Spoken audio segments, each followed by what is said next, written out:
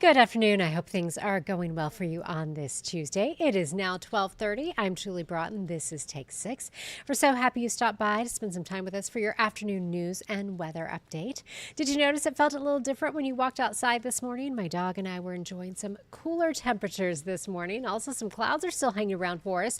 That front that we were talking about yesterday that brought us some showers last night, that is moving to our south, so we will see a clearing. We'll time that out for you coming up in just a few minutes. Also, we are a little more than a month from Epic Universe's big grand opening, and we've been following along the progress on an affordable housing community right next door to Universal. News 6 anchor Justin Warmoth will have the very latest on how that community is taking shape. It looks absolutely beautiful. But first, it is an exciting day. In a little more than an hour, the new NCAA champs are set to touch down in Gainesville. Of course, the Gators taking home the victory last night in a really exciting game, a close game.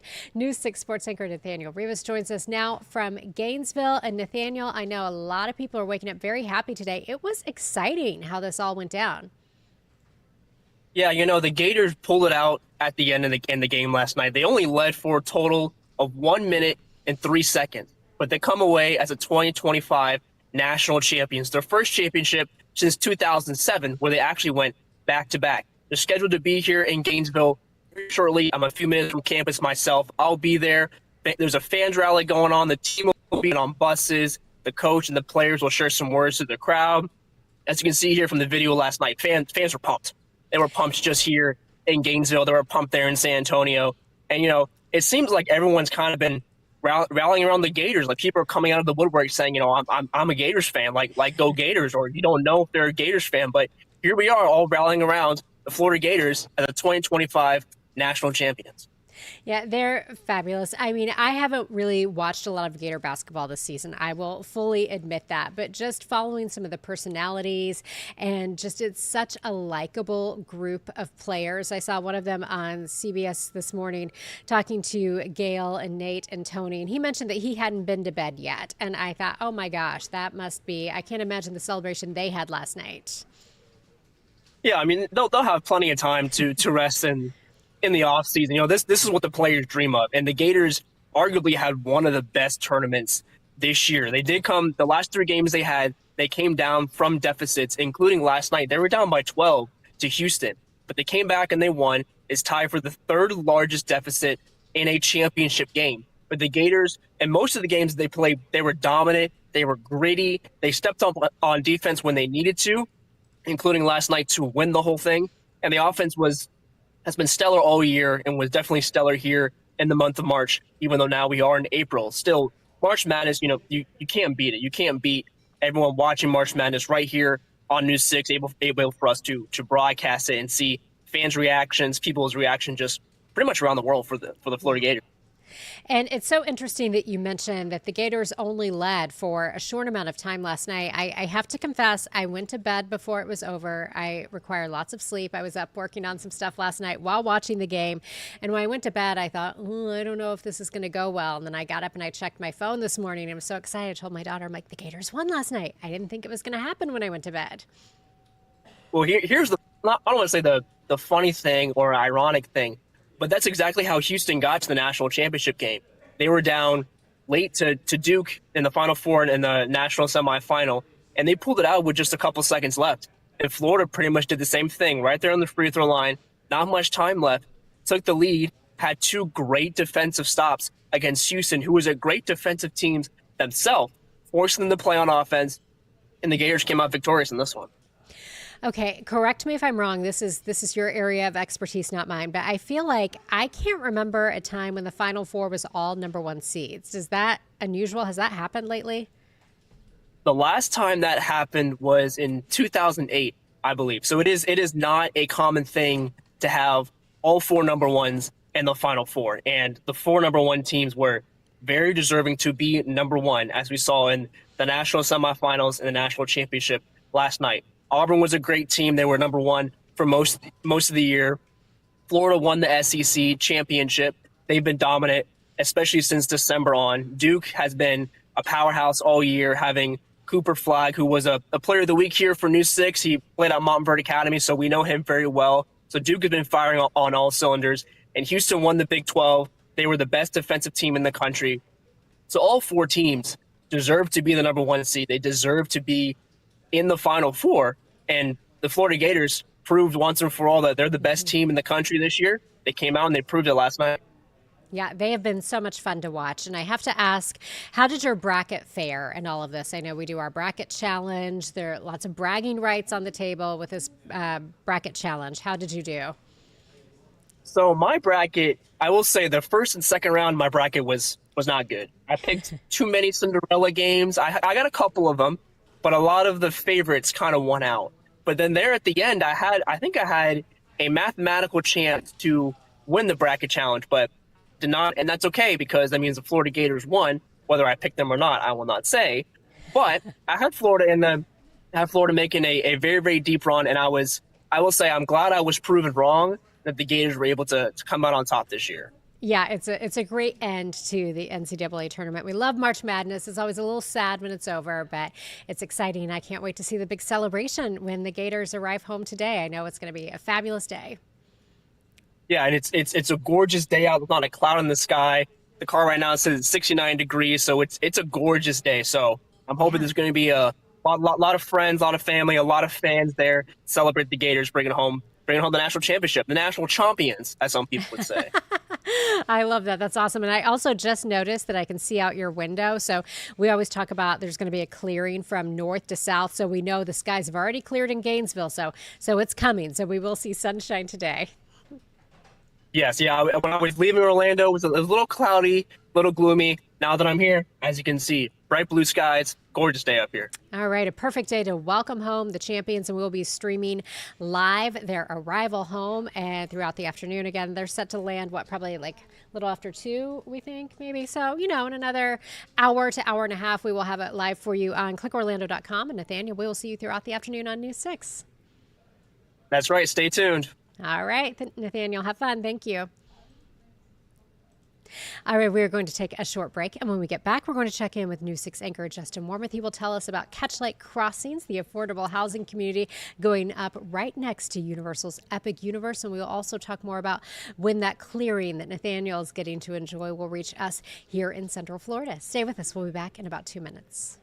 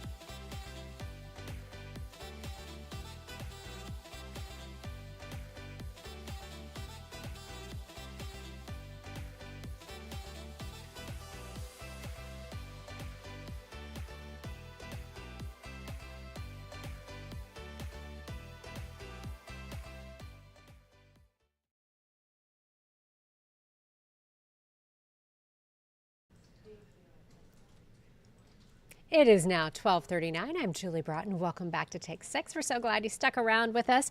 We'll get a check of your forecast coming up in just a few minutes. We do have hope that all that gray cloud cover hanging around for so many of us right now is going to continue clearing. So we'll get to enjoy a little bit of sunshine for our Tuesday afternoon. But first, we've been telling you for months, it seems, that Universal's Epic Universe is now a little more than a month away from opening. And we've been following the progress of an affordable housing community right next door to Universal on land donated by Universal. News 6 anchor Justin Wormuth takes us to Catchlight Crossings to show us how things are coming along.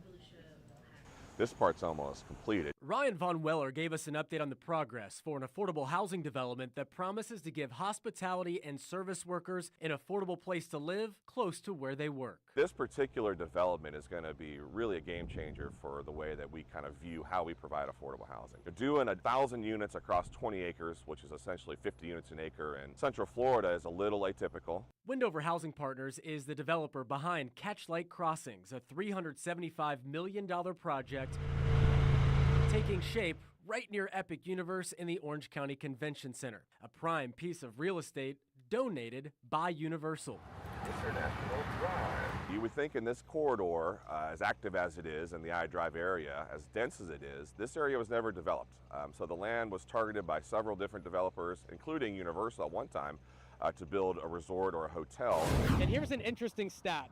Every single day, 100,000 people come to the iDrive district just to go to work. And because there's no affordable housing here, they often have very long commute times. We do have hourly workers, tourism workers that are traveling extraordinary distances to get here to go to work. So hopefully with the creation of these units, we're going to be able to supply some much needed housing right at the front door of the tourism corridor and iDrive. On top of the affordable units, the community will be flush with amenities and on-site services, including medical offices, tuition-free preschool, educational opportunities with UCF, and 16,000 square feet of retail space. That's part of improving the quality of life of the resident. It will be certainly a shift from what we've seen elsewhere, where most affordable housing developments, including the ones we provide, have a limited amount of services brought in irregularly. This one's going to be a true mixed-use development that's going to have these things on site. Since Catchlight Crossings broke ground a year and a half ago, critical infrastructure work has been happening underneath the surface. But Von Weller anticipates construction will really start to ramp up in the coming months. I would say within the next 60 days, we'll start seeing this thing go vertical. The good news is that the infrastructure that's being completed now is for all 3 phases. So when we're ready to go to phase 2, we'll hopefully be able to pick up some time because we'll just be able to start building right away. In Orlando, Justin Wormuth getting results, News 6.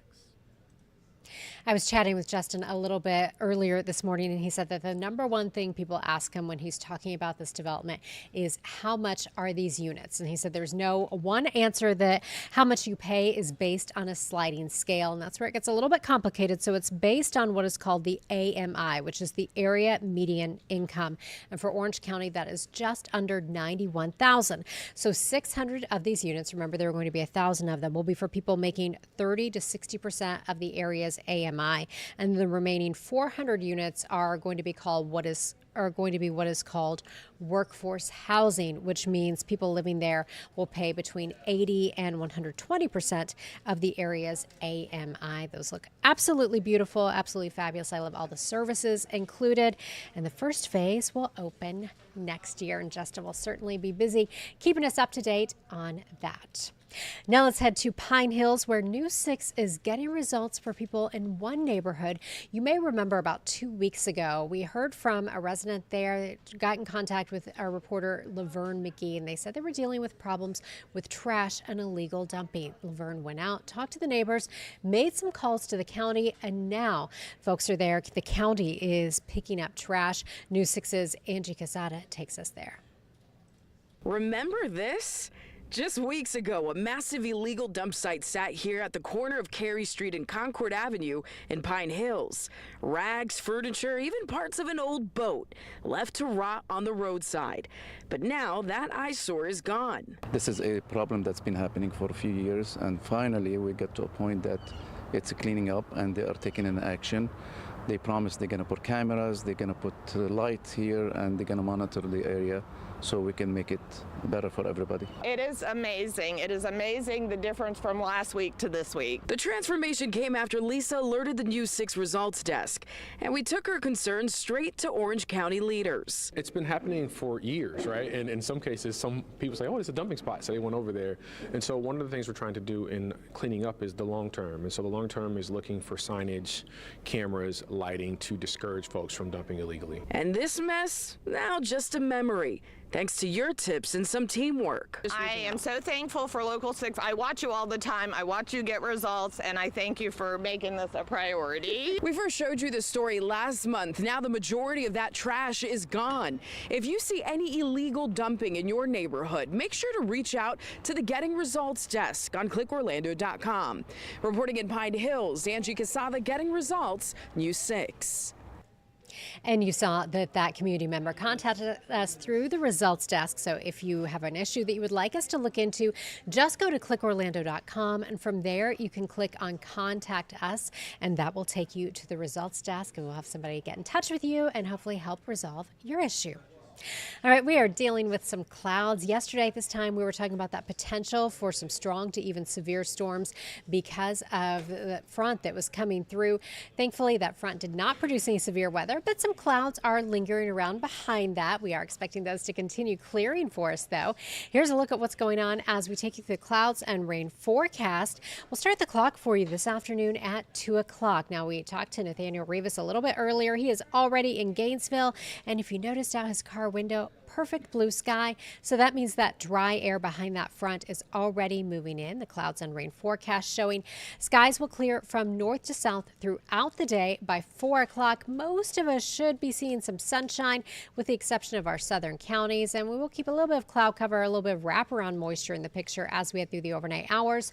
And along with that for your Wednesday, we're keeping about a 20% chance of showers around. Again, with a little bit of wraparound moisture coming in out over the Atlantic. Now, yesterday, we made it into the upper 80s, even low 90s in some spots. Today, we are going to stay in the 70s thanks to winds coming in out of the northwest and that cloud cover. Average high this time of year is 82. We go to 75 in Orlando. If you're in Kissimmee, you'll top out at 76. And 73 will be your high today in New Smyrna Beach. As we take you through the next several days, we will see things warming back up for us. We're not talking about 90s in the immediate future, but we will go back into the low 80s by Thursday. Notice for today and for tomorrow, we're keeping rain chances right around 20%. So we're not talking about anything major, but some lingering moisture. Now, Thursday and Friday, we'll see our winds shifting to the south and southwest ahead of our next front. So we go to 80 on Thursday, 85 on Friday. A front comes through on Friday. I don't think we're talking about a lot of rain, but we can't rule out a few isolated showers. And then we'll clear things out and cool things down slightly for your weekend. So looking great for Saturday and Sunday with highs both days in the upper 70s. And Monday, we top out at 82. Overnight lows generally stay in the low 60s for the next few days, then cool into the 50s as we head into the weekend. We will have much more detail on your forecast for you coming up starting on News 6 at 4. And again, we are waiting on the new NCAA basketball champs to arrive back in Gainesville when their plane lands and we get a glimpse of the champs. We will bring that to you live on clickorlando.com. If you have any questions for us at Take 6, head to clickorlando.com/take6. Let us know what's on your mind. Thank you so much for spending some time with us today, and I'll see you at 4.